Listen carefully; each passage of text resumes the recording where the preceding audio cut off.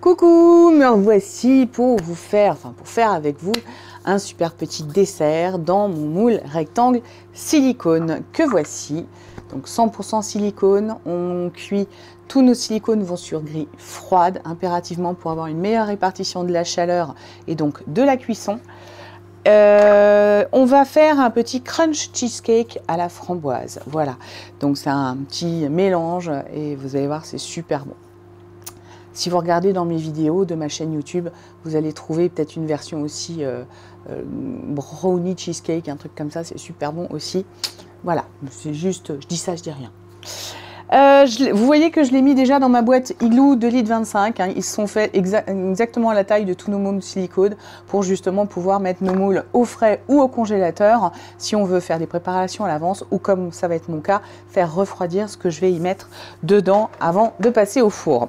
Alors, pour ce crunch cheesecake, on va avoir besoin de faire une base, comme pour les cheesecakes. Donc, dans la recette, il préconise 100 g de céréales au miel avec 60 g de beurre mou. Moi, j'avais à la maison, et j'avais envie de tester avec ça, j'ai un granola, un granola où il y a déjà du miel dedans. Donc, j'avais envie d'essayer avec ça, et je vais aller chercher, s'il n'est pas trop tard, et si, chaque fois je mets mon beurre au four pour le faire ramollir, mais il ramollit trop vite. Mais c'est pas grave. On va. Je vous rassure, il n'était pas au micro-ondes. C'est une autre préparation que j'ai au micro-ondes qui vient de se finir. Alors, mon granola. Oui, évidemment, mon bol maintenant, il est chaud. Et on va venir y mettre. Granola, je vous avoue que moi, j'ai mis un petit peu plus. Ils disent 100 g, j'ai mis 150. J'avais envie d'une couche bien épaisse, moi personnellement. Bon, il y a encore des morceaux de beurre, tant mieux. Donc là, à la main. En fait, le but, c'est de faire un crumble. Donc après, vous avez aussi la possibilité de faire un vrai crumble. Mais avec des biscuits, c'est quand même vachement mieux. Bon là, forcément, ça va très vite vu que mon beurre était complètement fondu. Hop. On va venir, vu que j'ai déjà les mains pleines de beurre. Ouais, les 150 g, c'est très bien. Bon, après, il ne faudrait pas que ça prenne trop de place dans le moule. Hein. Mais on va étaler ça pour que ce soit... Hein, il reste un morceau de beurre qui n'est pas mélangé, donc on le fait. Hop. Et c'est ça que je vais directement aller mettre au frais. Alors, grâce à la boîte Igloo, je vais pouvoir le fermer hermétiquement et ça ne va pas du tout prendre les odeurs qu'il y a dans mon frigo. C'est quand même ça qui est top. Pareil dans le congélateur. Voilà. J'ai réparti mon fond. Le but, c'est de ne plus voir un seul... J'ai des trous encore, ça ne me plaît pas. Je vois mon fond. Donc, je vais venir chercher un petit peu de mon granola. Hop. Pour cacher... qu'on ait un fond vraiment uniforme. Voilà. Allez, je mets ça au frais, je me lave les mains et je reviens tout de suite.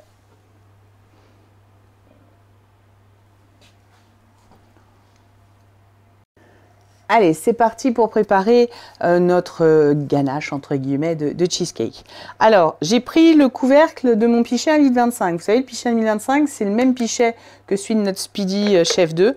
Pourquoi je l'ai pris? Parce que je vais venir séparer mes œufs avec les supports du 7 en 1 parce que mon socle du 7 en 1, il est déjà occupé au frais. Donc, j'ai déjà mis un blanc d'œuf et j'ai mis le jaune ici. Et je prends un deuxième, je vous montre comment ça se passe. Hop. Il a voulu se faire la malle. Mais en même temps, je ne sais pas pourquoi j'essaie de le retenir. Il ne peut pas passer. Il ne peut pas passer. Donc, c'est par réflexe. Donc, voilà.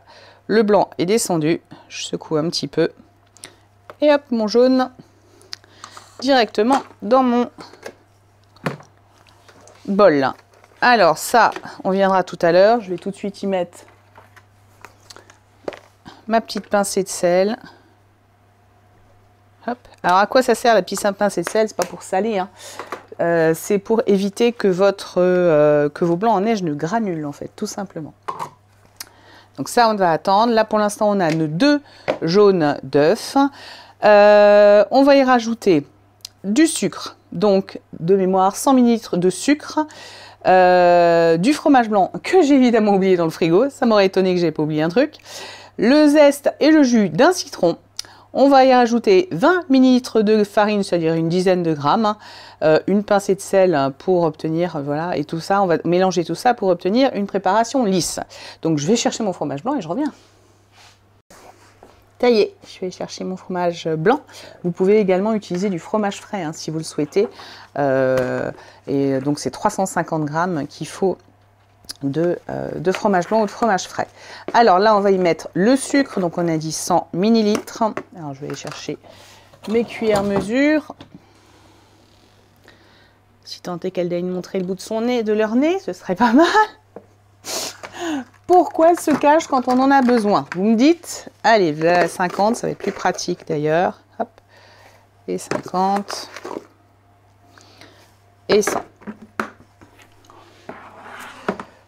Ensuite, on a dit, vous voyez, j'ai pas préparé à l'avance mes quantités pour une fois, et ben voilà ce que ça donne.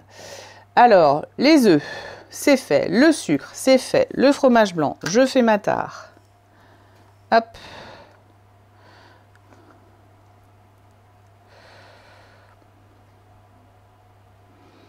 300, on va y arriver. 340 et 359. Ça va aller. Prenez le petit reste du fromage blanc avec un peu de granola pour le goûter. Alors, le fromage blanc, le sucre, le zeste d'un jus de citron. Alors, je vais vous montrer un produit qui n'est encore pas à la vente, mais il arrive. C'est l'occasion. Nous avons un nouveau presse-agrumes zesteur qui arrive. Donc, dans l'absolu, si vous les zestez, vous pouvez utiliser aujourd'hui la Raptou. Vous pouvez également utiliser le zesteur de notre 7 en 1 et presser votre jus de citron également avec. Ça, c'est vous qui voyez. Mais moi, aujourd'hui, je vais tester avec vous notre nouvel outil que j'ai pu gagner pour voir comment... ça marche bien. Je suis épatée toute seule.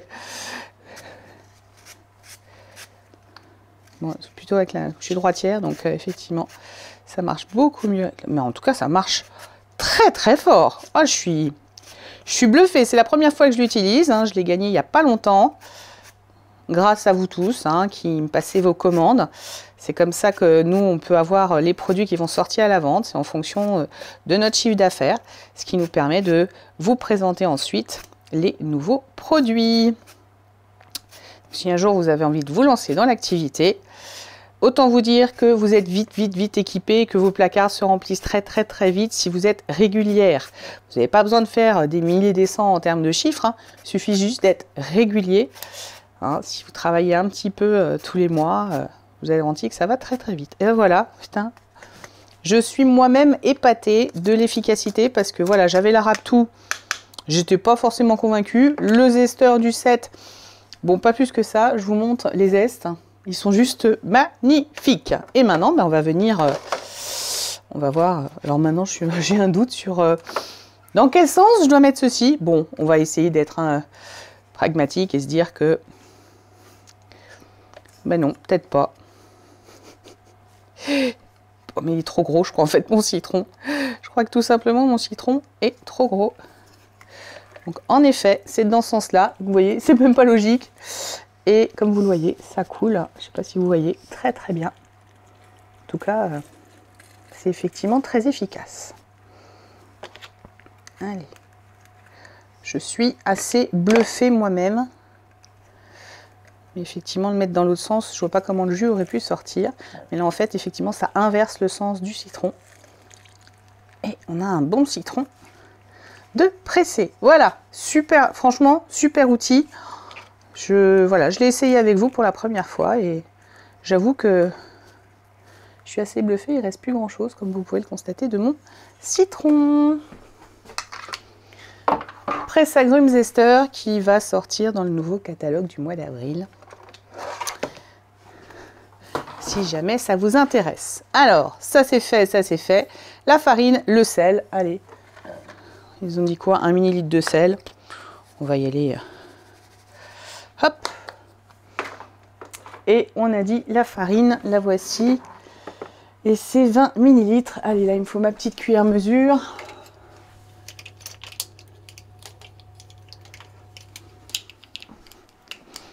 Allez. Et 15. Et 5. Voilà pour la farine. Et on va prendre notre fouet plat métallique. Hein. Qui dit farine, dit fouet plat métallique obligé.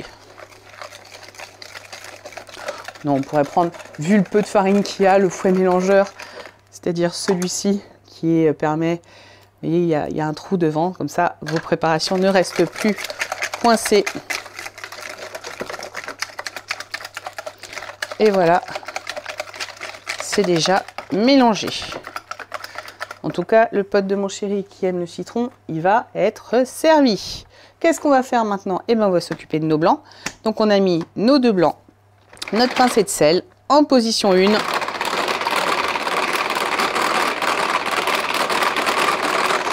15 secondes en général hein, pour les blancs. Hein. Après, tout dépend de la quantité de blanc que vous avez dedans. Alors, dans l'idéal, il faut au minimum 2 parce que 1, ça a du mal à prendre. Ça peut aller jusqu'à 6-7 blancs d'œufs.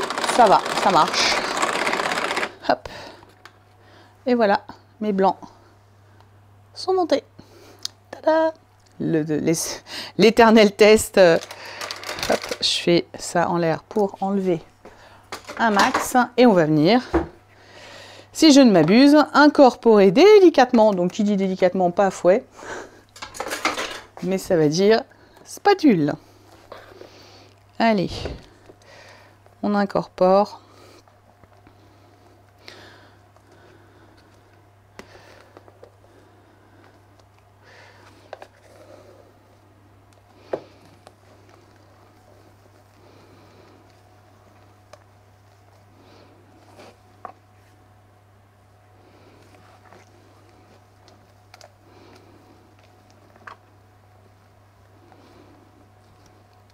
Alors, pas trop vite, hein, comme d'habitude. Je vais vous laisser le temps de faire ça, parce que c'est un peu long. Ça y est, j'ai fini d'incorporer mes blancs. Donc là, on va simplement venir rajouter la préparation un peu délicatement, Nancy, ce serait bien, sur notre crumble. Donc encore une fois, le crumble, vous pouvez le faire par exemple avec des palais bretons que vous allez mixer dans votre extra chef, avec du beurre évidemment mou également ou fondu. Vous mettez après en prise au froid, comme je viens de le faire avec le mien. Bon, comme effectivement j'ai mis un peu plus de crumble, bon, il me reste pas grand chose hein, dans ma préparation. J'en ferai un petit individuel peut-être. Mais je vais arrêter là. Alors, j'ai pas rempli complètement, mais vous allez vite comprendre pourquoi. Parce qu'on ne va pas s'arrêter là. On va pas s'arrêter là. On va s'occuper de nos framboises. Et pour ce faire, je vais chercher mon Supersonic Chopper Tool. Et on va venir mixer des framboises.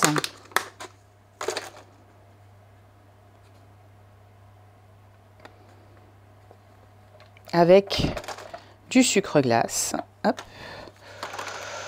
Donc encore une fois, ils disent 60 g de framboises. Moi, je ne vais pas faire à moitié. Hein. On va utiliser... Attendez, je vais aller chercher du sucre glace. Je ne sais pas combien il m'en reste là-dedans. Hop, on va faire au goût, hein, comme d'habitude. Hein. Moi, comme en général, j'allège quand même pas mal de choses... au niveau du sucre, j'essaye de limiter ça.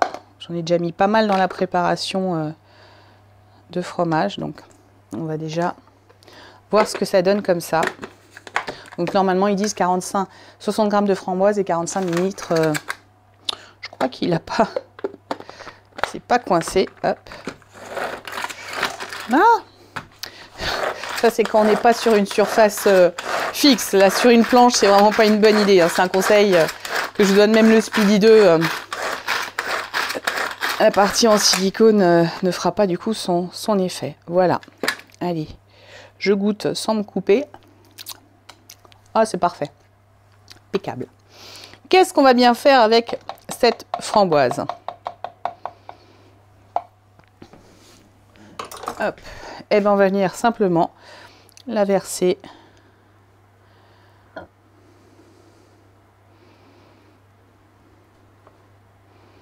sur notre fromage.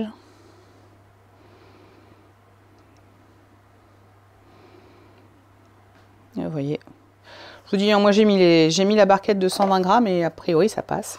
Et là, soit avec votre... Ouais, d'ailleurs, j'allais le faire avec mon couteau, mais avec du silicone en dessous, c'est pas du tout une bonne idée. Donc je reprends ma spatule et on va venir faire des dessins pour emmener un peu la framboise partout au passage. Et on va enfourner tout ça au four. Vous constatez que j'ai mis... Oh non, j'ai fait une bêtise. Vous l'avez vu la bêtise? Est-ce que vous l'avez vu la bêtise? Et oui, j'ai laissé mon moule dans ma boîte igloo. Pas bonne idée. Parce que maintenant, il faut que je sorte mon moule de la boîte igloo. Avec une préparation à moitié liquide. Vous la sentez la connerie ou pas? Allez, on va essayer d'être rapide et de sortir notre moule sans en mettre partout. Comment vous dire que j'ai des doutes que ça fonctionne et j'ai raison, j'en mets partout. Voilà, ben vous apprendrez de mes erreurs. Pensez bien à sortir votre moule de la boîte igloo avant de la mettre sur la grille. Voilà, au moins vous voyez, je suis comme vous. Je fais des bêtises comme vous, mais je m'en sors encore pas trop mal, je trouve. Maintenant, ben, on va tout simplement faire cuire ça 35 minutes en bas du four qui est déjà préchauffé, si je ne m'abuse, à 180 degrés. Je vérifie, c'est ça, thermostat 6. Et regardez un petit peu, hein, ça ne doit pas vraiment brunir, donc regardez votre four, parce que ça dépend toujours des fours. Donc si vous voyez que ça commence à brunir, vous baissez ou vous mettez une feuille de papier cuisson dessus pour que ça ne brunisse pas et que ça reste clair. Allez, c'est parti, au four, à tout à l'heure.